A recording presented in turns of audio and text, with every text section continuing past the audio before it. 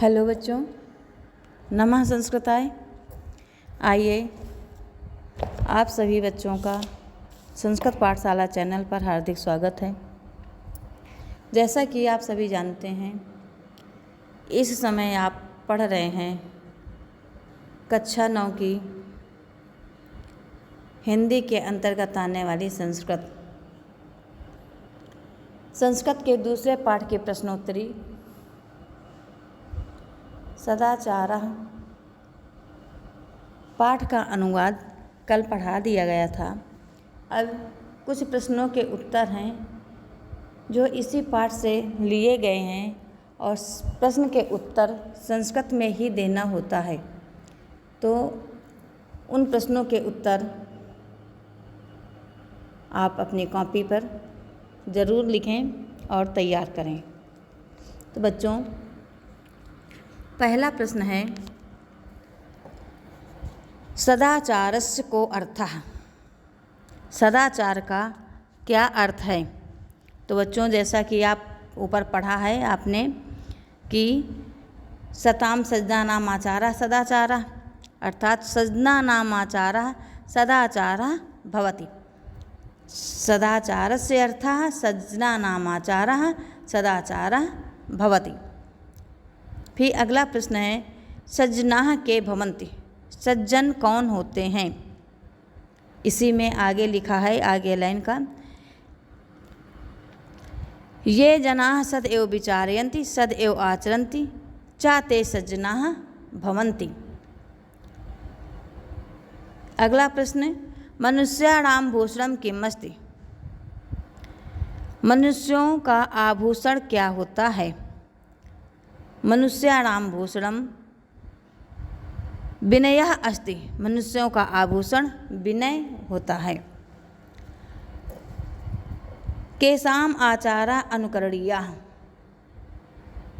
केषाम् आचारः अनुकरणीयः।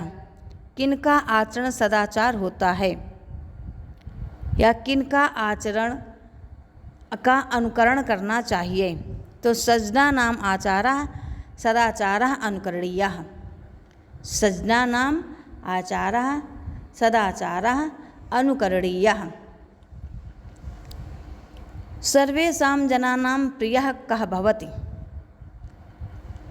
सब लोगों का प्रिय कौन होता है? तो विनयशीलः जनः सर्वेषां जनानां प्रियः भवति। विनयशीलः जनः सर्वेषां जनानां प्रियः भवति। विनयः कस्मात् उद्भवति। विनय किससे पैदा होती है? विनयः सदाचाराद् उद्भवति। विनय सदाचार से उत्पन्न होती है। सदाचारात् के गुणाः विकसन्ति। सदाचार से कौन से गुण विकसित होते हैं?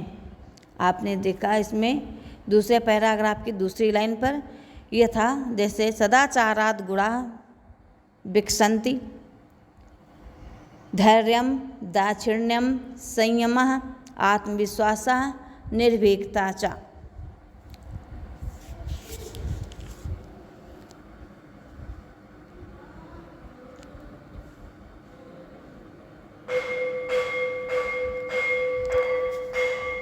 अगला प्रश्न है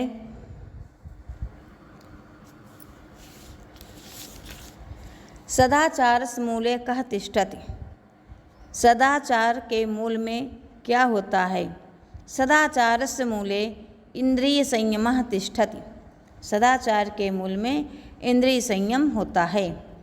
शतं वर्षाणि कः जीवति। श्रद्धालु अनसूयस्य शतं वर्षाणि जीवति। श्रद्धालु और ईर्षा रहित 100 वर्षों तक जीता है। अगला प्रश्न जगति अस्माकं भारत भूमेः प्रतिष्ठा कस्मात् आसीत्। अस्माकं भारत भूमेः प्रतिष्ठा जगत् सदाचारादेव आसीत्। कः जनः निश्चयेन अभ्युदयं गच्छति। कौन लोग निश्चय अभ्युदय की ओर जाते हैं। चौथे पैराग्राफ में आगे देखना देखो लिखा है, यह जनः नियमेन अधीते यथा समयम सेते जागर्ति खादति पिपति चासा निश्चयेन अभ्युदयम गच्छति।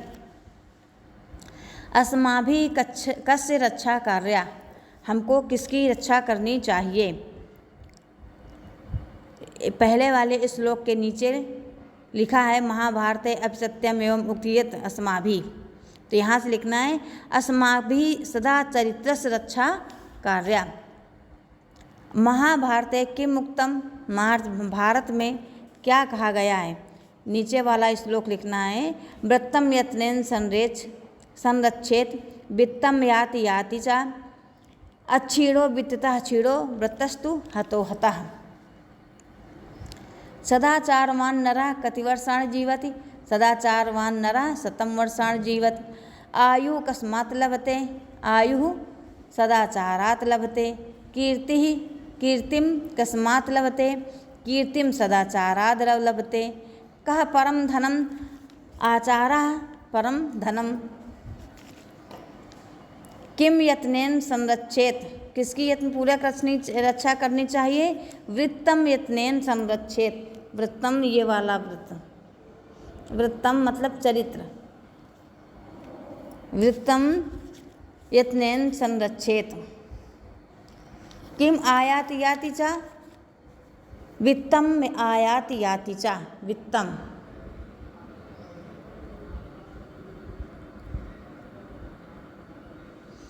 इस वित्तम मीन्स होता है धन, धन तो आता है और चला जाता है, इसका मतलब होता है चरित्र, कि चरित्र की यत्नपूर्वक रक्षा करनी चाहिए। और फिर पूछा गया कि किम आयाति याति च, कौन आता है और चला जाता है। धन तो आता है और चला जाता है।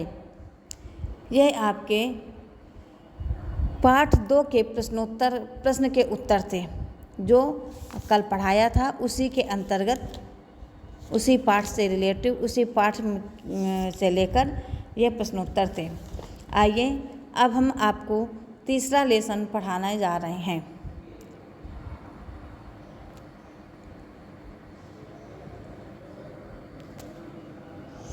तीसरे लेसन का नाम है पुरुषोत्तमः रामः।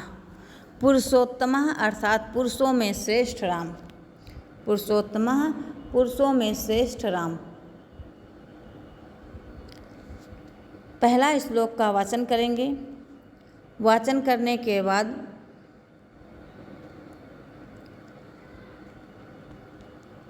इसका अनुवाद देखेंगे। तो पुरुषोत्तम रामः, पाठ खोलिए अपनी पुस्तक, पढ़ें। इक्ष्वाकुवंश प्रभवो रामो नाम जनैः श्रुतः नियतात्मा महावीर्यो द्वितीयमान धृतिमान वशी। इक्ष्वाकुवंश प्रभवो रामो नाम जनैः श्रुतः नियत आत्मा महावीर्यो द्वितीयमान धृतिमान वशी। इक्ष्वाकु वंश प्रभवो, इक्ष्वाकु वंश में उत्पन्न, रामो नाम जनैः श्रुतः, राम नाम लोगों के द्वारा श्रुतः सुना गया। नियत आत्मा, जिसका मन अपने बस में था। महावीर्यो, महान पराक्रमी। द्वितीयमान, कांतिमान। धृतिमान, धैर्यशाली। वशी, जितेंद्री। अब देखिए, इक्ष्वाकु वंश में श्री राम जी के विषय में बताया गया कि इक्ष्वाकु वंश में उत्पन्न कौन, श्री राम। तो इक्ष्वाकु वंश में उत्पन्न राम कैसे हैं। नियत आत्मा, लोगों से जिसका नाम राम सुना गया है, वो इक्ष्वाकु वंश में उत्पन्न हुए। उनका मन अपने बस में था। वो महान पराक्रमी, कांतिमान, धैर्यवान तथा जितेंद्री थे। इक्ष्वाकु वंश में राम ने जन्म लिया ऐसा हमने लोगों से सुना। वह राम कैसे थे? नियत आत्मा अर्थात अपने मन को महान पराक्रमी थे, जिसका मन अपने बस में था। द्वितीयमान कांतिमान थे, धैर्यवान थे और जितेंद्रीय थे। बुद्धिमान नीतिमान वाग्मी श्रीमान शत्रु निवर्णा विपुलांशो महाबाहो कंबुग्रीवो महाहनु। बुद्धिमान नीतिमान वाग्मी श्रीमान शत्रु निवर्णा विपुलांशो महाबाहु कंबुग्रीवो महाहनु। वाग्मी, वाग्मी मीन्स होता है श्रेष्ठ वक्ता। श्रीमान अर्थात लक्ष्मी, श्री मीन्स होता है लक्ष्मी, तो लक्ष्मीवान। शत्रु निबर्ढ़ा, शत्रुओं का नाश करने वाले। विपुलांश मोटे कंधों वाले। कंबुग्रीवा शंख जैसी गर्दन वाले। महाहनु और बड़ी ढोड़ी वाले थे। वह श्री राम जी बुद्धिमान, नीतिमान, श्रेष्ठ वक्ता, लक्ष्मीमान तथा शत्रुओं का नाश करने वाले हैं।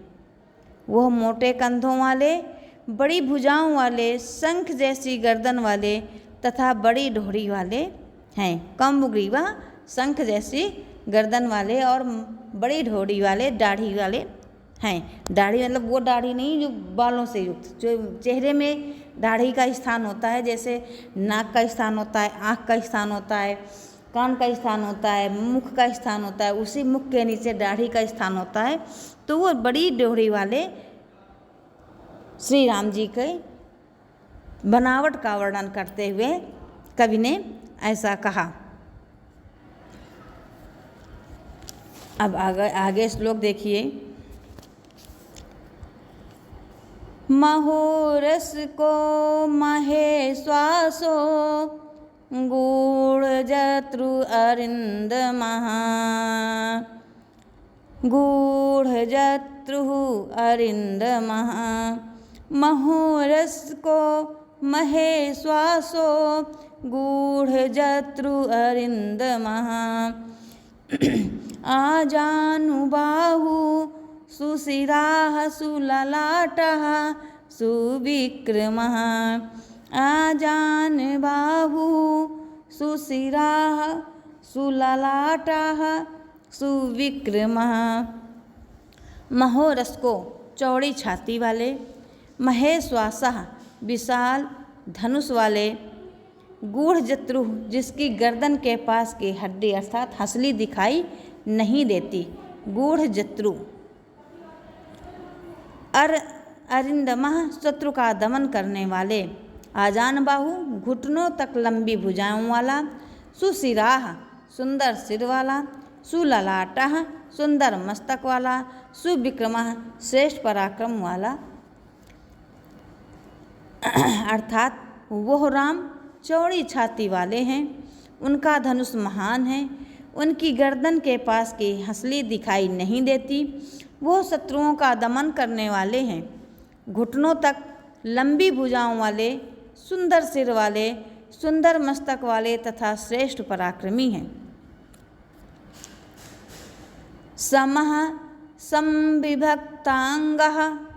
समः संविभक्तांगः स्निग्धवर्णः प्रतापवान्। पीनवच्छा विशालाक्षो। पीनवच्छा विशालाक्षो।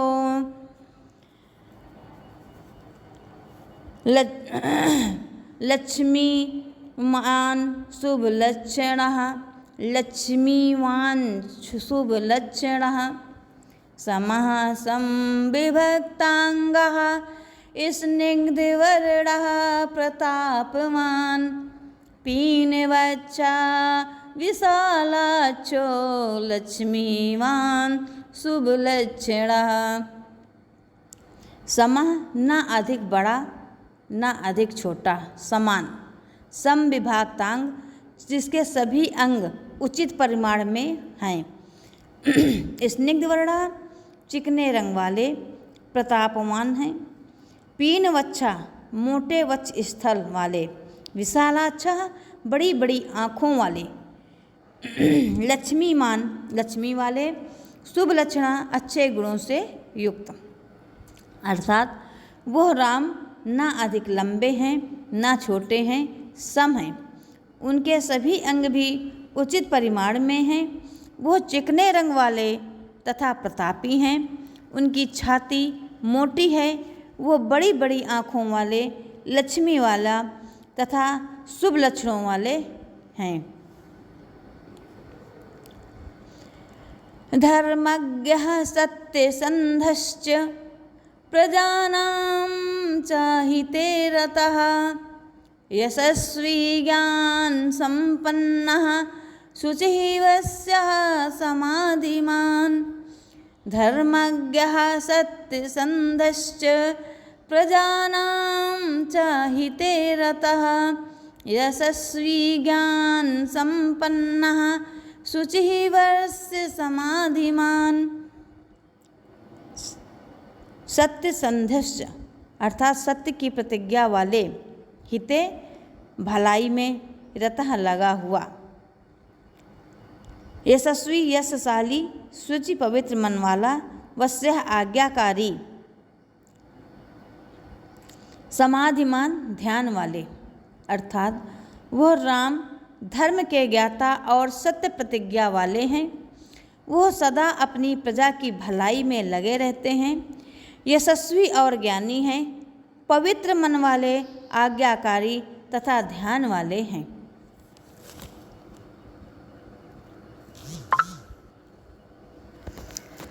बच्चों, यह आपके 5 श्लोकों का अनुवाद हो गया। इस अनुवाद में प्रत्येक शब्दों का अर्थ आपने समझ लिया तो कुछ भी कठिन नहीं है। जिसको आप मीनिंग कहते हैं, संस्कृत का हिंदी में क्या अर्थ है, यह मीन्स समझना है। तो बच्चों, पहले जो मीनिंग बताई गई हैं उनको हाईलाइट कर लेना, उनको 1-2 बार पढ़ना। इसके बाद बहुत ही सरल अर्थ है। श्री राम जी के शारीरिक ढांचे के जो विशेषण हैं उनको कवि ने यहाँ पर कहना चाहा है। और उस वैसे भी पाठ का नाम है पुरुषोत्तमा रामा, अर्थात पुरुषों में श्रेष्ठ राम।